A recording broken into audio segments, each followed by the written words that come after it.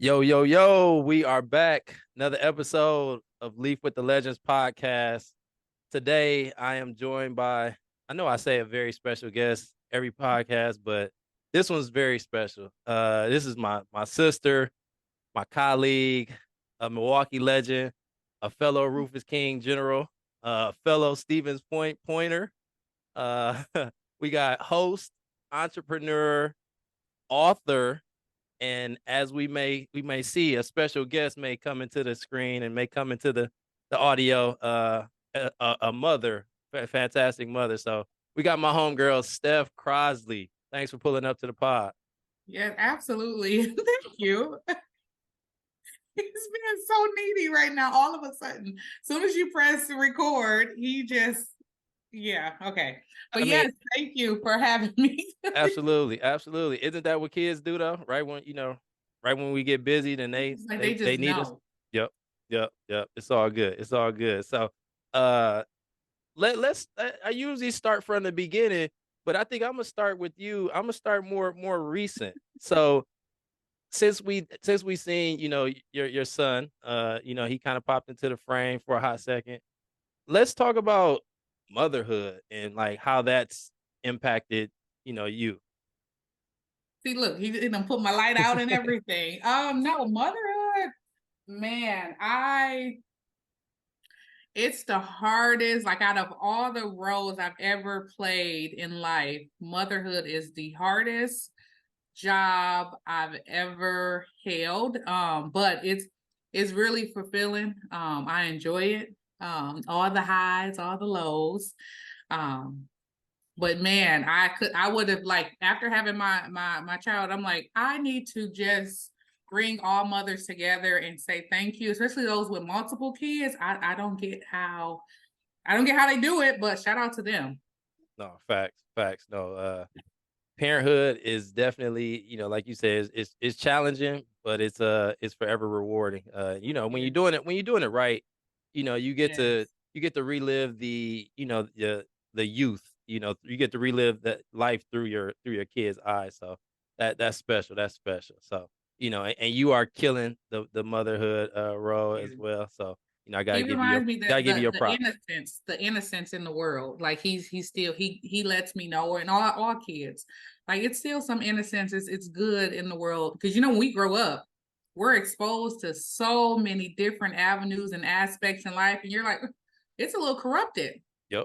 and then you get to live through the child's eye. So that's Gotcha. the dopest thing. So talking about childhood, let's take it back. So how was it for you growing up, in the city of Milwaukee?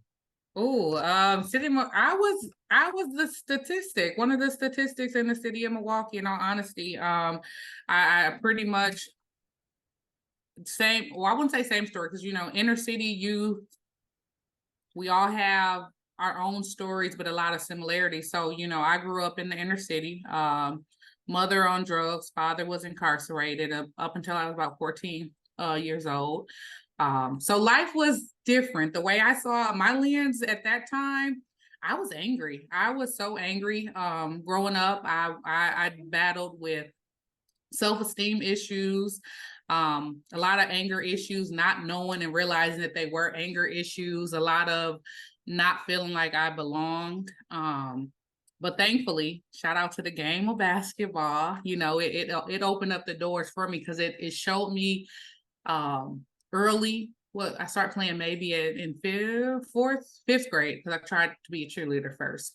But I started in fifth grade, and it showed me that I was good at something and I brought value to the world. Like that was the first, as from what I remember, the first moment I'm like, I actually mean something. People actually look to me to do something good. So that was what it was like growing up. Like, okay, sorry. There he is. Say hi. He What's wants up, to be a Steph? part of the podcast. My own junior. So yeah, that was life in growing up in Milwaukee. So how did you use that anger like you described and then couple that with basketball to like change your narrative to not become a statistic? Yeah, I think that because I was releasing stress, not knowing I was releasing the stress at the time. I'm sorry. No, you Not good. You knowing I good. was, it reflected in the type of player that I was. So I was that really aggressive player. I played really hard. I had a lot of heart because in that moment, nothing could stop, nothing could phase me. And for me, I was releasing so much, not knowing I was releasing it, and didn't realize I was angry until senior year when I almost lost my scholarship Hmm. Let's talk about it. because I was kicked off the team senior year. And it was during the time, and rest in peace. I remember it like it was yesterday. Coach Griffin at Yep. Vincent. We were preparing to play Vincent. I got kicked off the team because some other stuff in my personal life just bubbled over, and I'm like, hell no, like I don't care. I don't respect authority right now. Y'all just using me anyways. It was more, all that hostility. Coach Doc was like, you know what? Bye. We don't want you. She suspended me. Well, she kicked me off, and then she told my college coach because I had already committed. Mm-hmm. And I got a text from Coach Peterson at the time, and she was like, basically, like, get your stuff together. Why would I trust to bring you here on my team and you can't even, keep it together on the team you're on now? And basically was like, if you don't get together, peace. So I almost lost my scholarship. Or even if it was a scare tactic. Now I think back to it, even if it was a scare tactic, it shaked me up. And I was like, oh, let me regroup. Went to college summer of freshman year. I don't know what he wants. Went to college summer of freshman year, and I just turned a new leaf. And I'm like, you know what? I'm the first person in my family to do this. There are no other athletes in my family that I know of. I'd be a fool to mess this up. So from the moment I stepped foot on Cleveland State's campus, I'm like, everything I'm feeling, I'm gonna use it to show up, that grit, that hard work, and that continue to open doors. I love it. I love it. Mm-hmm. So let's back it up just a little bit. So you say you started playing ball in 5th grade. So Yes, leading up to your high school decision, what made you choose to go to King? because they didn't have a swim pool. Listen, going back to just being a young girl and not having anyone to teach me that hygiene and how do you do your hair after it's wet. That scared the hell out of me. Like, oh, it's required to go to school and go take swim classes. Like, what am I? I'm not doing this. And God works in mysterious ways because Rufus King did not. I got accepted to Riverside and Rufus King at the time, and I'm like, I'm going to King. I knew nothing of the basketball program there. They didn't have a swim pool, so I went. That's funny. Okay, see. Okay, yeah, I was expecting a slightly different answer. I wouldn't even say Nope. slightly different. I was expecting a totally different answer, but that's real. I respect that. I respect that. So let's talk about your experience at King. Both Yes. on and off the court. Senior year you were all city, all state. Yes. Let's talk about King. Yeah. So King, it's so funny because I knew I was good in middle school, but I'm like, high school might be different. Again, I didn't know anything about the basketball team. So I went, I sat, they had basketball, the meeting, and I sat with the freshmen. They were like, who's trying out for freshmen and JV? I sat with them because I'm like, Coach God came to me. She was like, are you Stephanie Crosley? I'm like, yes. She was like, you need to go sit at that table. It's the varsity table. I was like, oh my gosh. I just felt at that moment, I'm like, okay, maybe I'm a little gifted and talented more than I thought. But academically, I've always excelled. The whole Rufus King, like that experience personally and academically, it was a good one. I still have, my forever friends, my tribe of women that I met at Rufus King. Basketball wise, we had a pretty solid team and a pretty solid run. We went to state one time. I think it was my sophomore Sophomore year. year. Yep. We lost. We did. It was an ugly loss, but it was an experience we'll never forget. We had a really good team at that time. Yep. Yep. Yep. And shout out to class of 2006. I rock with y'all. I rock with y'all tough. Yes, Y'all. we had Yeah. a solid group of individuals coming from Absolutely. King for sure. Absolutely. For sure. For sure. So, your talent, your work ethic, your dedication, all of those things, like it earned you a full scholarship to, like you said, Cleveland State University.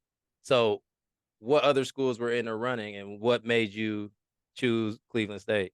Yeah, that's so crazy because I was killing it at Rufus King.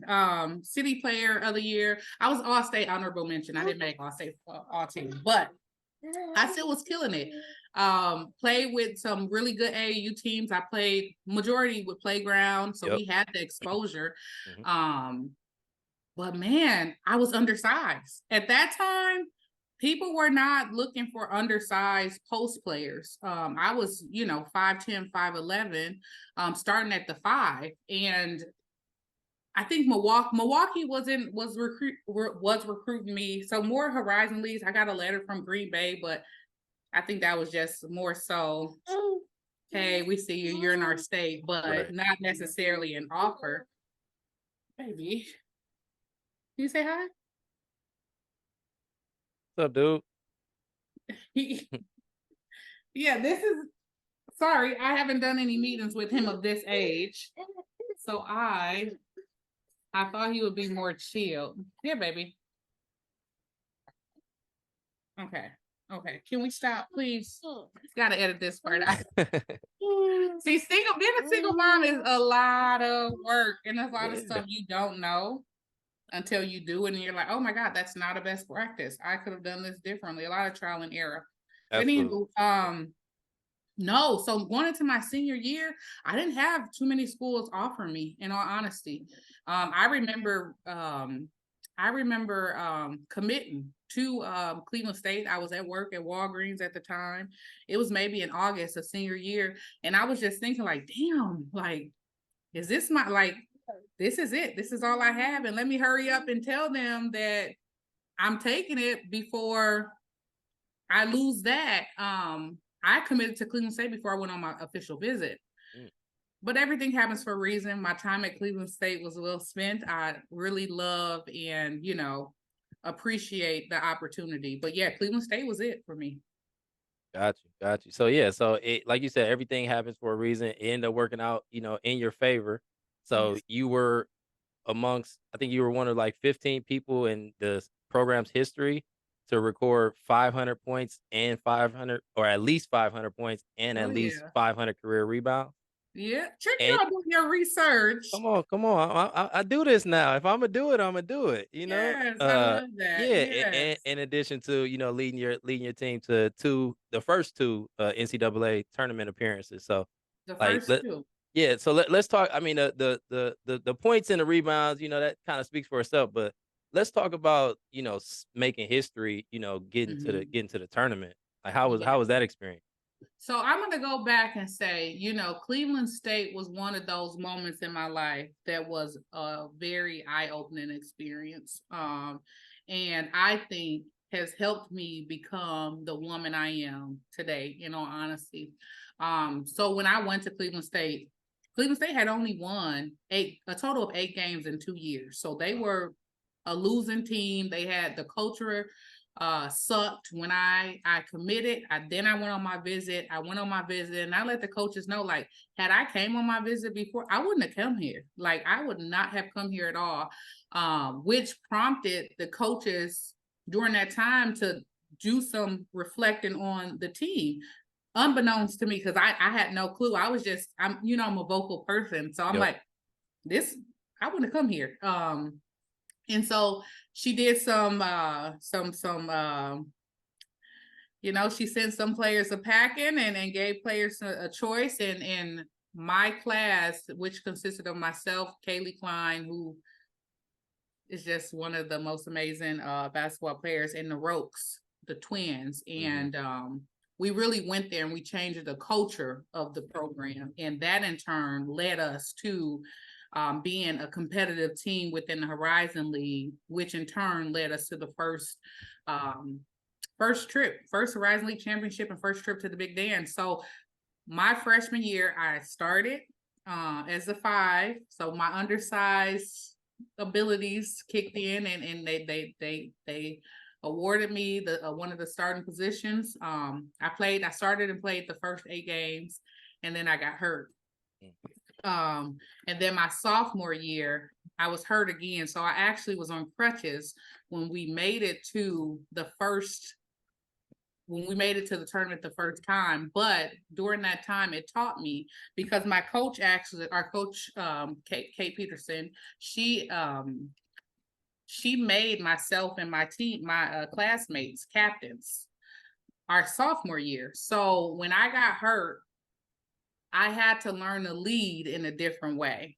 And that, that jump started a whole nother area and aspect of my life. Like, let me be this vocal, this emotional leader, because I can't physically be on the court and help my team. I can be a better coach from the sideline. I can, we're players, we're teammates, we're listening to each other before we listen to a coach sometimes, So it really, I had to take a different position, but everything happens for a reason. Absolutely. Absolutely. And like you said, we're going to get to the, what you do now, all the many things, but just to see like you using what we may look at as players as an unfortunate situation of getting hurt. But then you're like, no, I'm still going to capitalize off of that and still going to, make the best out of it. And then now look, it's, parlayed into multiple different professions ultimately, in later life. So, shout out to you for having that resiliency and like for you to be able to see, all right, like, yeah, this is a crappy situation, but I can control it, in a certain way and make the best out of it. So Yes. that's dope. That's dope. So after you graduate from, Cleveland State, you end up going to my alma mater for grad school and being a grad assistant under, Coach Egner over at or up at UW Stevens Point. So like how did that come about? Like how did you go from King to Cleveland State University all the way up to Stevens Point? Yeah, so I felt like I wanted to coach, being on the sideline and seeing the game from a different perspective, really like, oh my God, like I could really do this, and like the love for the game. And so Coach Egner was actually Coach Peterson's coach in college. So that was the connection. And Coach Peterson was like, oh wait, they may have a, graduate assistant position here. Do you want me to look into it? And I looked into it, researched the school a little bit, and ended up at Stevens Point for a year. I was a graduate assistant coach for a year there. And then I realized I didn't want to coach. Yeah, especially I won't say especially, but at the D3 level, being a grad assistant, I would say being a grad assistant at any level is tough. But in D3 D3? is different. It's a different beat. So, I I give was you exhausted, like, just yeah. working multiple jobs, and I couldn't focus on it. So it took the love away. I hear you. I hear you. Yeah, no, I'm glad you realized it before you got, in too deep and then you were like miserable with it. So, you Oh, saw yeah. it and you made that pivot. Um, so speaking of pivots, we are gonna pivot just a little bit, right? Mm-hmm. So one word that's like synonymous with Steph Crosley is love. So like It's my son's middle name because of it. I did not know that. I did not know that. It's Steph Love. I should have known that, but I did not know that. Yeah. So, okay, so your son's middle name is Love. Mm-hmm. Your One of your Instagram handles has love in it. Yes. One of your books is entitled With Love. Yes. So like let's talk like let's break that word down and like what does love mean to Steph Crosley? Oh my God. Love is just everything to me. Like I just feel like love makes the world a better place. Like if you can choose hate or love, why wouldn't you choose love? I think that it means so much to me because I lacked it. I felt like I lacked it growing up. And once I got of a certain place in life, at a certain place in life, it was something that I was searching for. Like I wanted it. So I decided to be that. So love is accepting. Love is I don't want to, Bible verse it, but it's so patient and it's not, there's no envy in it. It's forgiving. It's just such a positive, I don't know. Look, like I get excited thinking of love because it's everything. I love it. I love love. I love love. No, Yes. that's It's dope. so beautiful when It you is. when you're able to show love, give love to other people. Like the beauty in it is one, they get the good energy, but it always comes back. Mhm. Mhm. No, and naturally as humans, it's in our human nature to be loved, to Yeah. to be lovers, like nurturers. It takes more energy for us to be, hateful and Mm-hmm. spiteful and envious and all these negative words. Just to just be yourself. Like love can be a smile. Love can be holding the door open for Just somebody. being Love can be kind, just being be good kind. That's people. it. That's it. That's it. The world needs more love, especially right now. But yeah, we'll get off that soapbox. But I so love love. so speaking of, with love, one of your books, what like let's talk about your books, with love and naked. What is it? Naked. Tell me the Naked with confidence. naked Yep. with confidence. Yep. So what inspired you to be an author? Oh yeah. So it's crazy. One of my guilty pleasures is urban fiction books. I love to I can sit and read for hours and hours and hours. And so I originally like, oh, I want to do an urban fiction book. And when I sat down and I was trying to write, it was just writer's block. And I could not, like, I was not motivated or inspired. But then I think I was going through my messages at the time, and I get so many messages of people that are like so uplifting, showing love, and they put me on a pedestal. And that has been a lot of my adult life. Like once I accepted like what life has to offer, and I wanted to, showcase love and be that, people started to put me on a pedestal. Once I decided to be positive and just choose my destiny. So then I was going through my messages and people put me on pedestals, and I'm like, damn, if I got this much power, for lack of a better word, and they don't even know what I've been through. What if I just took a moment to show them, like, I'm just like y'all. I've been through some stuff. If you can give me this much love, imagine what you like, the type of love you can give to yourself. So I took a moment, and one day I think I was at work and I just started writing, like, was I even conceived? Like, was it love when I was conceived? Was it like a one night stand? How did I end up here in this situation? And then I started, just started writing, like, with love, and title, like, starting every sentence with love. And it came back to where, the overall reoccurring thing was, if we did everything with love, would the outcomes change? It's all about our perspective shift. It's about our perspective shift and just our mindset around things. We do things because we have to do things. We don't do a lot of things with love. We get up, we go to work because we have to pay bills. But imagine if you did something you truly love to do, the outcomes would change. But then it's based on the fact that, there's only two people in this world that's obligated to care and love for us. Everybody else decides, picks and chooses. Like, oh, you kind of cool. I actually have love for you, but it's our parents. They're the only two people that's obligated. But if that love was tainted or non-existent at birth and growing up, how has that, or how does it shape our perspective and our mindset around love, how we give it, how we receive it, if we're able to receive it? Because some people can dish it and can't receive it. Some people can't dish it and can't receive it.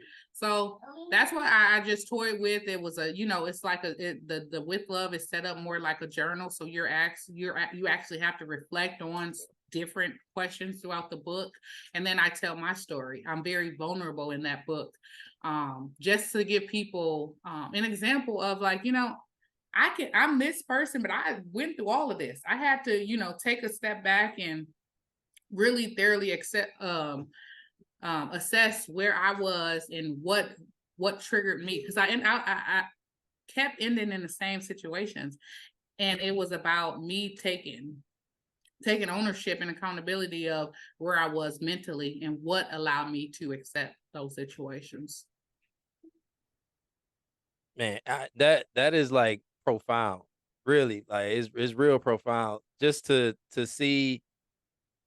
We all have, experiences and whatnot, that go on, early in our childhood that may manifest or show themselves later in Mhm. adulthood. And like for you to acknowledge and see those experiences and then be like, okay, like I need to, or these are shaping me, but I need to change them, and I can be vulnerable and I can share my story with others to help, my greater community. Like that speaks volume just to the type of person that you are, and the commitment that you have to, to just people, period. So, Too. shout out to you, and people can still get your book, correct? Or your On books. Amazon, Yep. yes. Okay. With Love by Stephanie Crosley. There we go. There we go. Good plug. Good plug. All right. So Thank you. you're known to be the hostess with the mostest, right?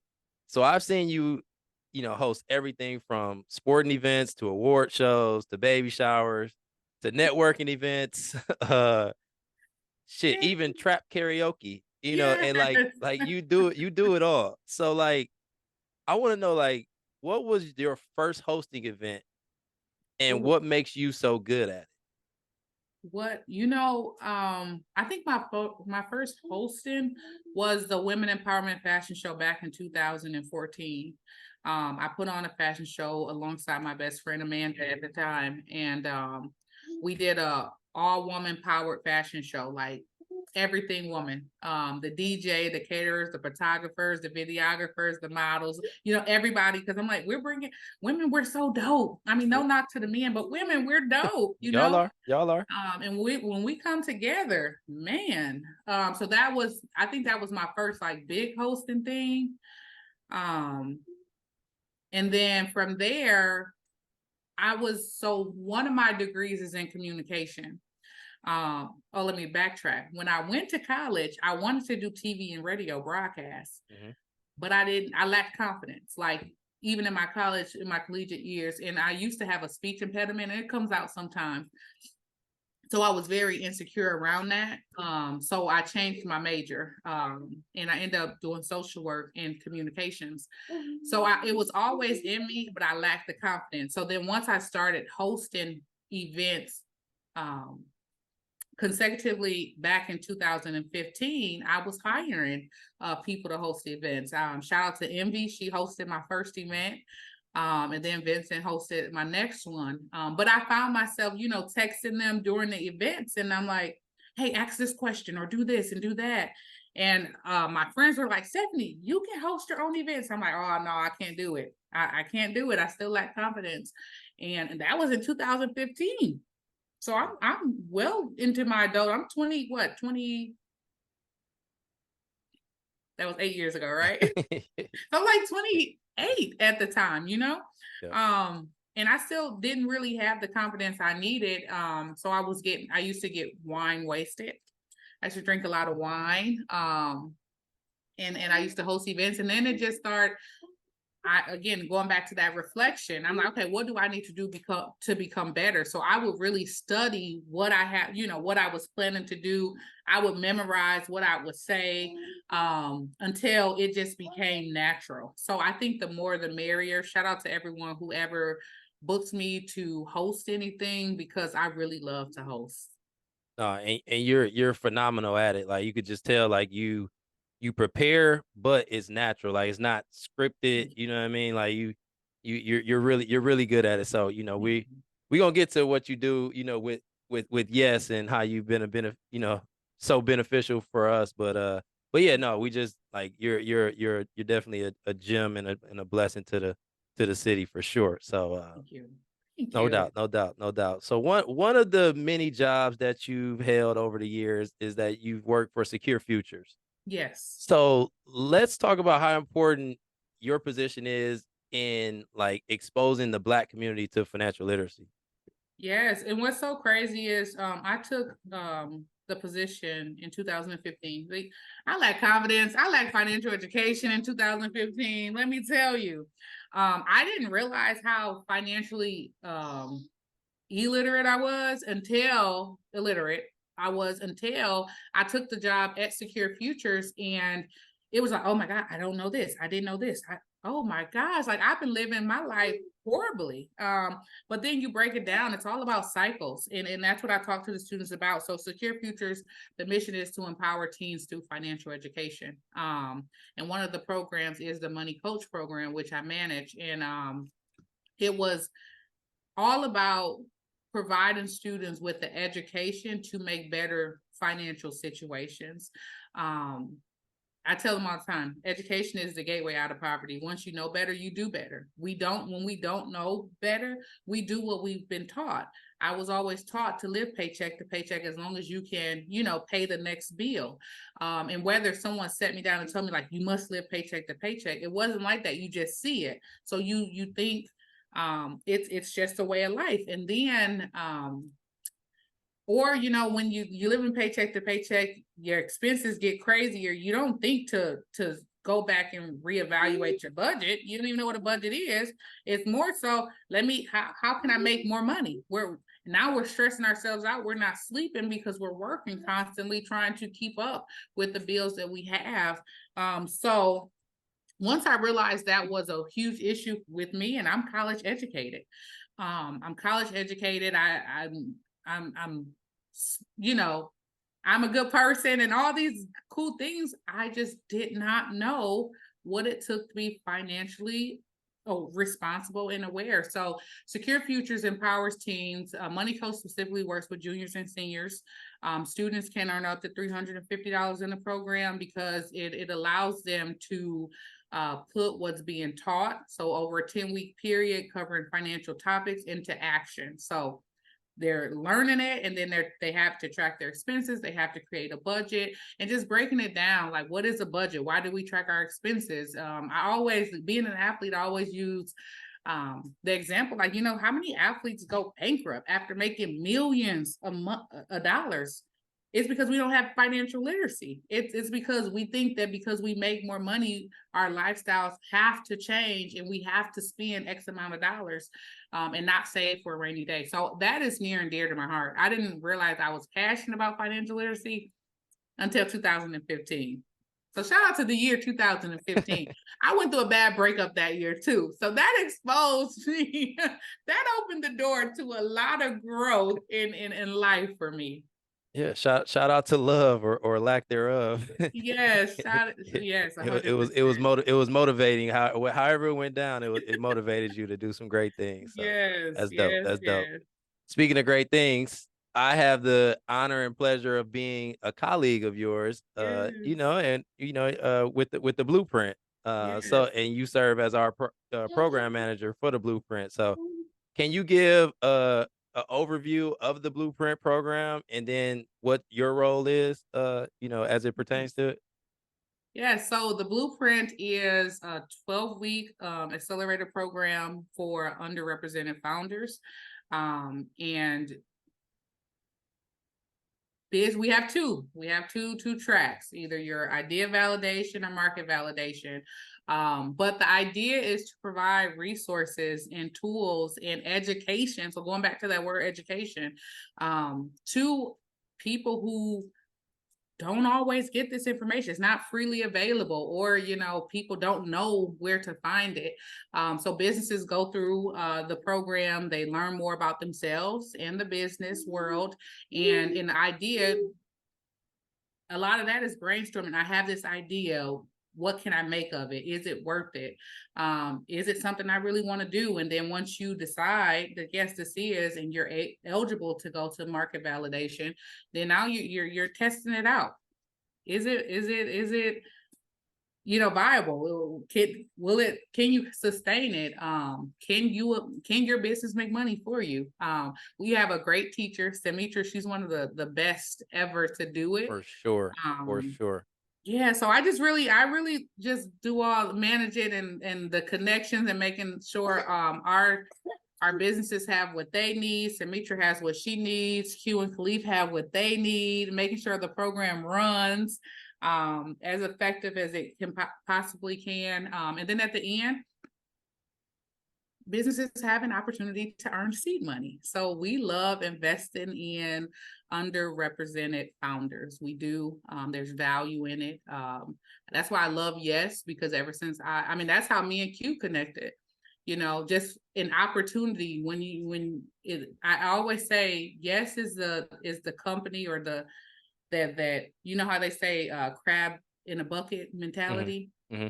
Yes is the crab that knocked the bucket down so that all the crabs can get out. I You like know, that. like it's I like not that. like, oh my God, they're climbing. No, it's like it's a togetherness, and I just absolutely love Yes.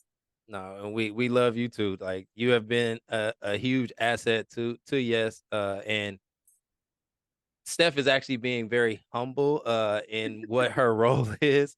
Uh, so it's program manager, but basically she keeps everything going. Uh, but no, as far as like communication, strategy, curriculum, implementation, uh, yeah, I can't say enough good things about you and your role, within Yes, and specifically, you know, uh, with the blueprint because like there's times where you just need a woman's perspective, like, cause sometimes, I'll screenshot some stuff and send it to you, and I'm like, "Yo, I'm about to go off the I'm about to go off the hinge, Steph," and you like, "No, man, I'll talk to her, or maybe you should just phrase it this way." But, while me and Q are out doing our thing, sometimes our time gets, stretched thin. You definitely hold down the fort. So, much love and props to you. Thank you. And Yeah, I for did sure. not pay him to say this, y'all. No, I can't be bought, but no, this is straight from the heart, straight from the heart. Thank So you. Thank you. absolutely, absolutely. So another one of your jobs was that you were the game MC for Yeah. Marquette University. What was Yes. that experience like day in and day out, like, or night in and night out, speaking in front of like 15,000 plus fans? Yes, that's so exciting. Shout out to you. You sent that application over. You sent that opportunity over to me, and I really really really appreciated it. But it was such an amazing opportunity. I mean, some nights it's 14,000 people you're speaking in front of, and as a host, you always got to bring the energy. Energy is contagious, so you always have to be mindful of the energy you bring. I think that was my first um, job title in which the I was not in control of the target, and it expanded far past the largest crowd I ever spoke in front of. Very diverse. It diversified my audience 110% in race, ethnicity, age range. It diversified it in those regards. But I miss it. I do a little bit. But I think it was my time to let some young talent in there. Yeah, no, shout out Carrie. I was just at the Yes, Marquette game on Monday, and was it Monday, Tuesday, Monday, Tuesday? I think it was yes. I Tuesday. heard they were But yeah, really exciting. yeah, no, yeah, no. Marquette plays a great brand of basketball right now, Shout out but to yeah, Shaka. And yeah, yeah, Carrie, I love Carrie. I yep, love Carrie. I shared the opportunity with her at the time, and it's funny because Carrie actually brought me into the truth bet, 101 yep, point seven, the yep, truth, and it's crazy because years ago Carrie asked me, just randomly on social media to meet with her about her vision a while back, and life comes full circle every single time. She had an opportunity where she thought I'd be good, and she shared my name, and you know another opportunity presented itself, and I shared her name. I love that. That's why I said love is contagious. absolutely, absolutely, and I have to shout out, Coach Dwayne Killings, Coach DK. He was actually assistant coach at Marquette at the time, Mm-hmm. and we we met at a coach's clinic and just kind of hit it off right away. Stayed cool, was kicking it. We was out grabbing food one night, and he was like, "Hey, I got this, like this opportunity for, an in-game host. Like they looking for, like, do you know anyone?" And I'm like, right away, I'm like, "Oh yeah, for sure." So I drafted up the email that night and I sent it over to you. And one thing led to another. You got it. Now Carrie got it. So, Yes, so shout out to DK for getting the ball rolling. He's absolutely. now the head coach out at University of Albany. So Oh, that's yep, what's up. yep, for That's sure, for what's up. sure. So yeah, no, he's killing it out there as well. So we see the priority hat. You can barely see the priority hoodie, but I know it's priority. There we go. There we go. So is it true? And I don't think I've ever like fact checked this with you Yeah. personally. Is it true that priority started on your 32nd birthday? Like you just wanted to sell 32 pieces of clothing? Yes, that's true. Okay, can you go a little bit more in depth into that story? Like as Yes. how like why did you come up with the name? Like what made you want to sell it? Like let's talk Yeah. about priority. Never in a million years would I ever thought I would have, sold clothing at all.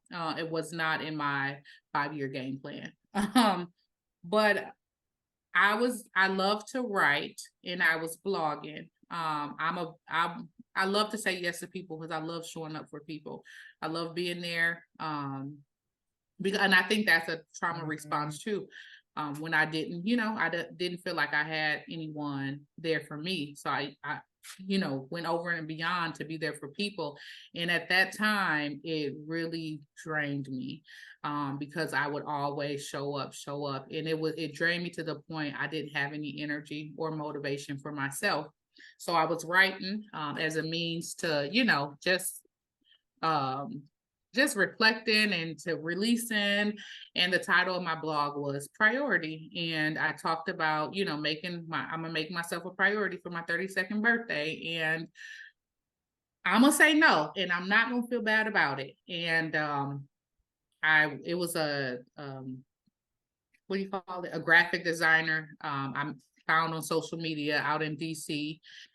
And I'm like, I just want the word, I just want a box, I'm a minimalist, I want it simple. And she delivered and she sent it. And I'm like, okay, I'm gonna sell 32 for my 32nd birthday, and year 32 is gonna be the year I'm making myself a priority. And once I released it, it just went from there. And I was just like, oh my gosh. And I think people bought into the story behind the brand because it was relatable. And at that time, I'm like, oh my God, it's so many of us who are experiencing this same issue where we're not making ourselves a priority. You have children. Your children are going to come first, and then work is going to come because you have to be able to provide and pay the bills, and then you still have to chase your dreams and your career, and you have to find time to work out. It's just so many different hats we wear as individuals that we really forget about ourselves for real.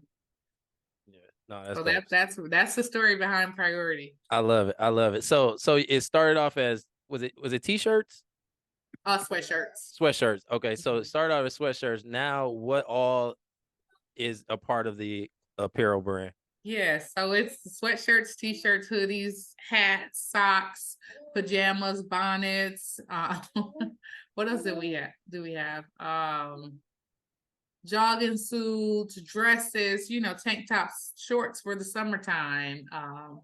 Yeah, we've expanded to quite a few items for sure. Yeah, no, for sure, for sure. I need to re-up.